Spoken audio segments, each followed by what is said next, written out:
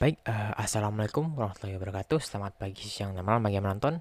Kembali lagi bersama saya Fatih Wiransyah. Di sini melanjutkan topik sebelumnya yaitu dari lab 5. Di sini kita akan membahas proyek IT-nya yang ke lab 6 yaitu implementasi MQTT broker dan klien menggunakan ESP8266 sebagai publisher-nya.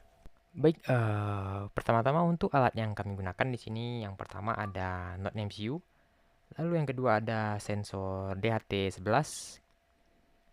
Kemudian next ada sensor like sensor LDR. Kemudian ada yang di bawah ini ada resistor serta 6 kabel male to male. Oke, baik kita masuk ke penjelasan kode program. Pertama, kita lihat di bagian awal kode. Di sini ada beberapa library penting yang digunakan. Di sini ada 4 library. Yang pertama itu ada ESP8266 Wi-Fi. Ini itu untuk koneksi Wi-Fi. Lalu kedua ada PubSub client. Di sini itu digunakan untuk komunikasi dengan MQTT broker. Lalu yang ketiga ada DHT untuk membaca suhu dari DHT11. Lalu yang keempat atau yang terakhir yaitu ada Wi-Fi manager untuk mengatur koneksi Wi-Fi. Oke, lanjut ke baris berikutnya. Di sini kita melakukan konfigurasi untuk koneksi MQTT dan sensor. Jadi di sini itu ada IP address dari brokernya, lalu ada port serta topik untuk publish yang disiapkan. Jadi topiknya itu di sini kita pakai building garis miring all data. Oke. Lalu di bawahnya lagi kita di sini mendefinisikan pin yang digunakan oleh DHT11 yaitu pin D1 di Node MCU-nya. Lalu next kita ada inisialisasi MQTT client dengan PubSub client. Oke, next pada fungsi setup WiFi. Di sini fungsi setup WiFi ini digunakan menggunakan WiFi Manager untuk memudahin koneksi. Jadi yang pertama itu kalau perangkatnya belum pernah hubung ke jaringan, maka akan muncul akses point baru dengan nama publish mancrab. Oke, ini tuh bisa diakses melalui browser untuk memilih jaringan WiFi yang mau kita masukin. Baik, setelah itu untuk menjaga koneksi ke browser MQTT, kita bikin juga di sini fungsi reconnect. Jadi ini tuh bakal nyoba untuk menghubungkan kembali jika koneksinya terputus.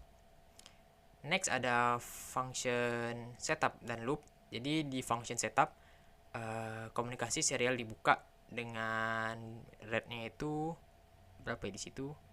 Ya bisa dilihat rednya di situ. Lalu sensor DHT diinisialisasi. Lalu koneksi WiFi dilakukan dan server MQTT disiapkan. Masuk ke fungsi loop. Jadi di sini di fungsi loop ini bagian ini akan terus berjalan selama programnya aktif. Jadi karena di looping dia bakal tetap jalan. Jadi yang pertama-tama itu dia bakal dicek apakah koneksi ke MQTT broker masih aktif. Nah kalau enggak maka dia bakal reconnect. Reconnect itu bakal dijalanin. Nah, setelah berhasil terkoneksi, program akan ngebaca yang pertama itu ada nilai kelembapan dan suhu dari sensor DHT11. Lalu yang kedua itu ada nilai cahaya dari sensor LDR atau light sensor.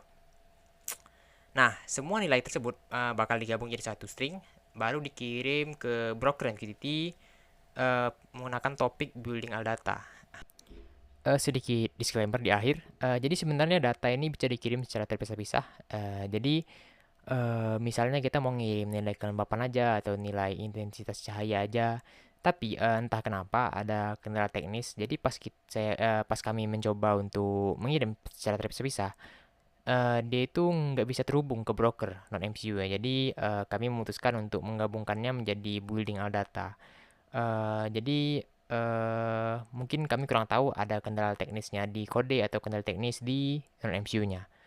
Oke, jadi oleh karena itu dalam implementasi kali ini kami mengirim semua datanya itu dalam satu topik aja yaitu building all data. Oke, mungkin cukup sekian dari penjelasan kodenya. Terlebih kurang saya mohon maaf. Saya dengan wabillahi taufiq wal hidayah. Wassalamualaikum warahmatullahi wabarakatuh. Selamat pagi, siang, dan malam.